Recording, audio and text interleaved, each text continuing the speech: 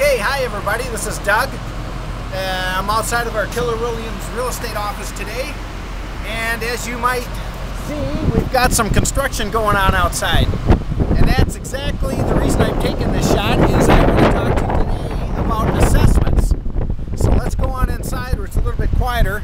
And doggone it, I was hoping you could see this guy at work today, but he just took a coffee break. So we'll go inside and talk a little more, it's a little quieter. This is one of the things you want to make sure that you check out when you buy your house, because assessments sometimes can make or break whether or not you've got a good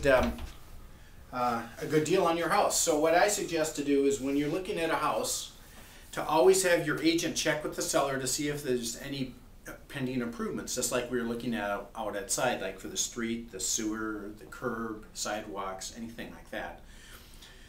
Because what happens is that it's okay if, for example, if you were to look at a house and this construction was going outside of the house now, how that usually works is the seller is required to pay, if the city's assessing the owners of the properties for the improvements. Let's say it was $10,000 for a new street, sidewalk, gutter, things like that. That seller would have to pay for those before you would buy the house. So that's okay if you're the buyer at that point in the process. But let's say you had looked at this house a year before, and the city hadn't really decided at all if it was going to do the improvements. They were still thinking about it.